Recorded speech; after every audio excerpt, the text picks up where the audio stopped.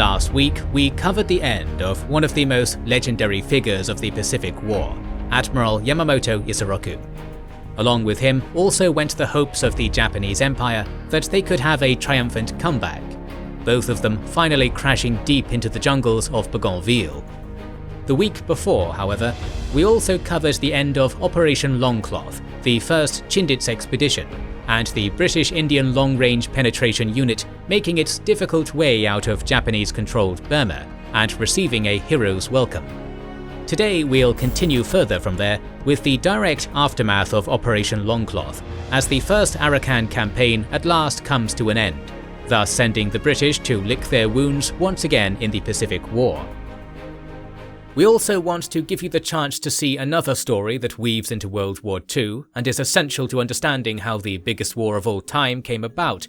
It is the story of Joseph Stalin, brought to you by our sponsor Magellan TV. This amazing documentary streaming service features the Evolution of Evil series, covering various bloody and nefarious leaders of recent history, and we recommend checking out their episode on Stalin. The most interesting part is not necessarily what Stalin did as a leader, which you may know well already, but how this man, born in poverty on the frontier of the Tsar's empire, rose all the way to the top. You'll learn how a brash, bitter and bloody man became the ideal tool for revolutionary dirty work, gaining him favour with the likes of Lenin. But Stalin's evil wasn't only to be used against the enemies of the New Order, but against anyone and everyone who stood in his way. See the dramatic tale of how Stalin killed his way to the top, sparing not even close allies or famous revolutionaries, expanding his reign of terror from those around him to an entire nation, where a gangster for hire led as he knew best, and millions paid the ultimate price for his achievements.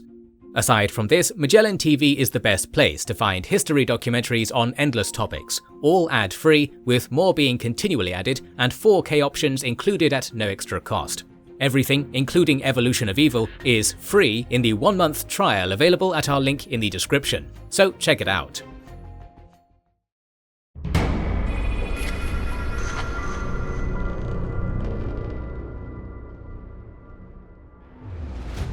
As we last saw, General Irving's Arakan offensive had turned into yet another unmitigated disaster for the British Empire in the Pacific War. A new series of blunders had cost many men in the more than 5 British Indian brigades engaged in the campaign, while at the same time giving enough time for General Koga's 55th Division to regroup and launch a devastating counter-offensive. Only faith had allowed the 47th Indian Brigade and the 6th British Brigade, now under the overall command of General Lomax, to narrowly escape destruction after the Japanese had successfully cut their lines of communications. Furthermore, the disastrous events at Donbai and Rathedong, 2 bulwarks that could not be taken away from Japanese hands, ending with the final withdrawal of Allied troops east of the Mayu River, had seriously undermined Indian morale. At this point, most of the shaken and disease-ridden battalions in Arakan were also nearing exhaustion, with losses amongst vitally needed junior leaders being particularly heavy, and most now contained a large proportion of recently arrived, physically weak, inadequately trained and mostly sick recruits, psychologically unprepared for the claustrophobia, sights, sounds and humidity of the jungle. As no trained formations were available in India to replace them, however, there was little option but to retain them in combat.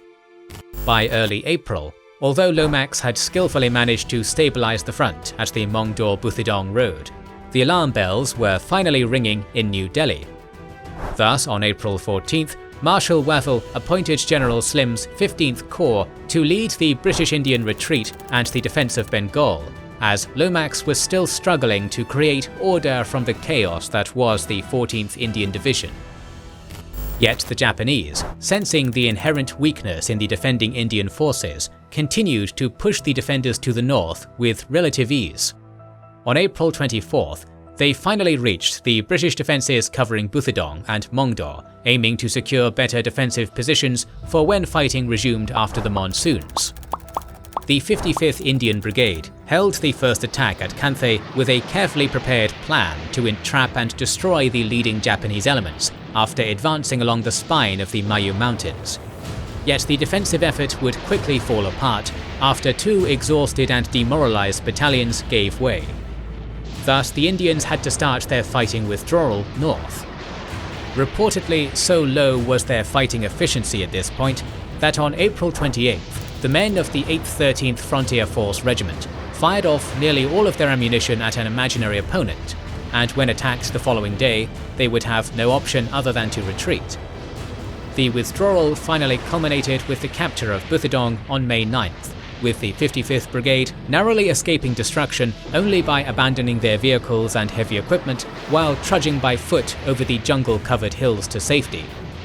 5 days later, the port of Mongdor was also evacuated, and the British Indian forces started to take positions in the open ricefield country near Cox's Bazar, far away from the jungles they feared so much. Luckily for the British, General Koga would halt his counter-offensive after successfully recapturing the Mongdor-Buthodong line, leaving their shattered, demoralized and broken opponents in approximately the same positions from which the attack had begun 5 months earlier. Although he could have continued forward, he chose to do this because the coming monsoon season was nearing its start. Despite enjoying overwhelming numerical superiority at the start of the campaign, superior artillery, and a monopoly in tanks, the first British offensive to free Burma had ended once again in a catastrophic defeat. Although the cost for the army in India had not been particularly high, with 916 dead, 2,889 wounded, and 1,252 missing, the Indian High Command had suffered another heavy blow, with the myth of Japanese superiority, excellence, and skill as a jungle fighter being strongly reinforced in the minds of British and Indian troops, something that gravely affected their morale. At the same time, Operation Longcloth was also reaching its final conclusion, as the last remaining columns made their way back into Allied territory. Although a third of the Chindits would fail to return, and despite the harsh criticism of British Indian officers about their effectiveness, the operation had been moderately successful, as we've seen in past episodes. Wavell himself was very pleased about the performance of Brigadier Wingate's forces.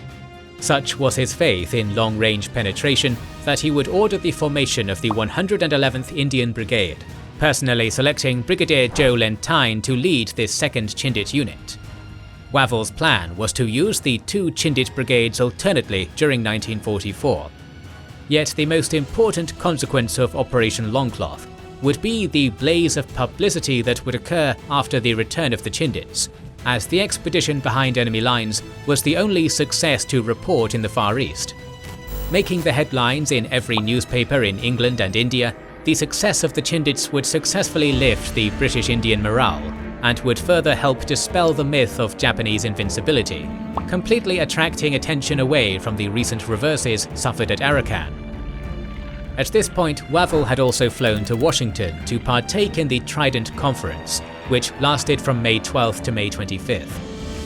Although the main focus of the conference was in the European theatre, Wavell would put his knowledge on the Burma campaign at the disposal of the American and British conferees, who would have to decide what to do for the CBI theatre. With thick jungle preventing the use of modern weapons, with monsoons limiting the amount of potential attack time, and with few options for naval support, there was not much that could be done to help China other than air support. Thus, the US and the UK would decide to bypass a ground attack in Burma, and instead use the element of surprise by air attack, such as in Operation Torch, the Allied invasion of North Africa. Not long after, Prime Minister Churchill would inform Wavell that he was to succeed Lord Linlithgow as Governor-General and Viceroy of India. In his stead, General Claude Auchinleck was to assume as Commander-in-Chief, India, having full responsibility for operations in Burma and India. Meanwhile, the Japanese had also reorganized their forces to carry out a more successful and active defense of Burma. With the creation of the Burma Area Army on March 27th, under the command of Lieutenant General Kawabe Masakazu, the 55th Division of General Koga was separated from General Mutaguchi's 15th Army to quell the insurgencies of the Shan, Karen and Kachin guerrillas, and to react to the long penetration incursions from India or Yunnan, such as the one recently carried out by the Chindits. Back in India, The low fighting effectiveness of the British Indian troops had reached a new scandalous level, so General Irwin had to issue a note on May 15th, explaining why Eastern Army had been beaten and explicitly identifying as the main reasons for defeat the poor training and absence of fanatical quality of Indian troops in comparison to their Japanese analogues, as well as the poor planning by junior and senior officers. Although his observations were admitted to be largely correct, Irwin's refusal to admit that any blame was attached to himself and his staff was resented, and soon after he would be relieved of his command. The British knew that they needed an intensive basic and specialised training programme, and though work had already begun on this in the past year, the creation of training divisions and the expansion of this training programme would be proposed again, in an effort to make full use of the next 6 months to improve the physical fitness of the troops, to train fresh junior officers, to adapt the Indians to jungle fighting, and to mentally prepare their forces for the intense fighting that was still to come. In the meantime, because they hated and distrusted Wingate's extravagant and unorthodox methods, Irwin and his staff had ordered all copies of Wingate's reports to be withdrawn, thus delaying the release of the reports for weeks or indeed months, in an effort to prevent any chance of Wingate leading a second expedition. Yet the political allies of the Indian brigadier in London would eventually give a copy of this report to Prime Minister Churchill, who was impressed by the work of the Chindits. With this new and unexpected ally, Wingate and the Chindits had secured for themselves the chance to carry out a second expedition. But now we have to head over to New Guinea, where new developments were unfolding as a prelude to the important Salamaua campaign. As we last saw, the Okabe detachment had been defeated during the Battle of Wau, being forced to withdraw back towards Mubo, where they began to regroup in an area of high ground around Waipali and Guadagasal. Still, however, the Japanese had high hopes of launching a successful counter-offensive in New Guinea, and for that, they had planned to bring the 51st Division in a large convoy across the Bismarck Sea. Yet their hopes and their convoy would be sent to the depths of the Bismarck Sea in one of the most devastating Allied air attacks of the Pacific War. But despite being denied of these considerable reinforcements, equipment and supplies, the Japanese would not fall back from Mubo. Neither would Brigadier Moten's 17th Brigade take the opportunity to launch a counter-offensive against Leh, which was lightly defended at this point and could have been taken easily. This was because the battle had sowed trepidation into the Australian command structure, and thus they would refuse to take the offensive in fear of a Japanese follow-up. The reticence of the Australian command to undertake large-scale offensive operations in March, April or May was also due to critical supply limitations, as poor weather severely restricted the necessary air movements. Furthermore, all 3 of Mutton's battalions were under strength, although he also had at his disposal 3 independent companies of Australian commandos, which were essentially at full strength at this point. In contrast, General Adachi's 18th Army had brought 3 divisions to New Guinea since the fall of Buna and Gona. 2 of the divisions were far away to the north in Wewak and Medang, building airfields and a much-needed supply road via the Finisterre Range, the Ramu and the Makam River valleys. The remaining formation was General Nakano's 51st Division, which counted with 2 depleted regiments, the 102nd Regiment at Mubo and the 115th Regiment at Leh. Adachi also counted with the 5th Sasebo and the 2nd Mysuru SNLF Marines at Salamaua, which were brutally trained and specialised in independent operations, while 2 garrison battalions from the 7th Naval Base Unit were stationed at Leh. Thankfully for them, no enemy offensive materialised in the following weeks, and by April, once new transport arrangements could be put into place, Meccano's 66th Regiment began moving from Rabaul to Finschhafen and then to Leh, while the 115th Regiment was successfully reformed. Back at Port Moresby, General Mackay was adamant to reinforce the Waubalolo position, so on April 18th he requested General Kenny to carry out extra transport flights to bring some 1,300 troops of the 3rd Australian Division into the Wau area. This would be one of his last actions as temporary commander of the New Guinea force, as he would be subsequently replaced by the returning General Herring, who had been on leave. On April 23rd, the 3rd Division of Major General Stan Savige finally arrived at Wau to relieve Kanga Force, which was dissolved into his division, with orders to prevent any Japanese moves into the Wau and Bololo valleys, to protect the airfields therein, and to prevent the Japanese from forming a base south of the Markham River, all of which were defensive tasks. Savige brought with him the 15th Brigade to reinforce the area, while all the individual units formerly part of Kanga Force were also assigned under his command. Upon setting foot on Wau, Savige had immediately recognized 3 critical issues that would influence the campaign: understanding the terrain, looking after the troops, and improving the lines of supply. He was also ordered to start preparations to take the offensive against Salamaua, one of the 2 main Japanese bases in New Guinea. Thus, Savige drew up a suggested mission statement to destroy the enemy forces in the Mubo area, and ultimately to drive the enemy north of the Francisco River. But unbeknownst to him, the planned offensive to take Salamaua was only a diversion for Operation Postern, the combined amphibious air operation to capture Leh. Planning for Postern had begun in early May, with Generals Blamey and Herring proposing to seize Nadzab as soon as possible with Brigadier Ether's 25th Brigade and a parachute battalion, while the 9th Australian Division, now under the command of Major General George Wooten, was to take Leh in early August. Nadzab was an obvious target, undefended and of immense value, not only for the Leh operation, but also for extending the range of Allied air power. In the meantime, Salamaua was to be left untaken until Postern was launched, something that Savige himself would not be aware of until early June or even later, when the campaign had already started.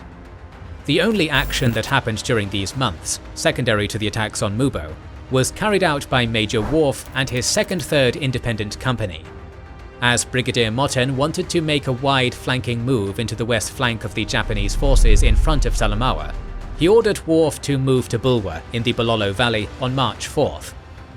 5 days later, Worf departed Bulwer for Missim through a rarely used track that crossed the formidable Cooper Range, which included the daunting Double Mountain Crossing.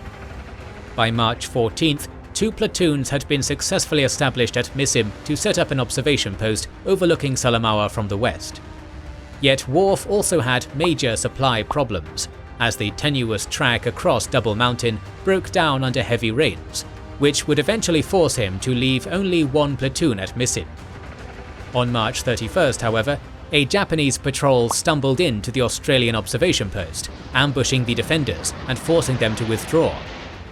Alarmed at the presence of Australian troops in this area, Japanese troops from the 115th Regiment then occupied the northern end of the Bob W Ridge on April 10th. 2 days later, Worf's commandos had cut a track onto Bob W Ridge and were in a position to attack the vital Komiatam Hill. What followed was a number of raids and ambushes against Japanese patrols on the hill until the end of the month, successfully inflicting more than 20 casualties on the enemy and setting up a number of new observation posts. Meanwhile, as patrols from the 2nd 5th Independent Company had clashed with the Japanese around Observation Hill, the 2nd 7th and 24th Battalions would be sent to relieve the exhausted commandos, who had been operating in the area for an astounding 11 months. In an effort to defend the approaches to Wau, troops from the 2nd 7th Battalion established one company in a defensive position around Lababia Ridge, while the other companies were established at Waipali and Matmat Hill. As for the 24th Battalion, it would position its companies to patrol the vast area south of the Markham River and west of Markham Point. The battles for Mubo and Bob Duby were about to start, and we will cover them in the next episode, so make sure to subscribe and press the bell button to see it. Recently, we've started releasing weekly Patreon and YouTube member exclusive videos. Join the ranks of patrons and YouTube members via the link in the description or by pressing the button under the video. To watch these weekly videos, learn about our schedule, get early access to our videos, join our private Discord, and much more. Please consider liking, commenting, and sharing. It helps immensely. This is the Kings and Generals channel, and we will catch you on the next one.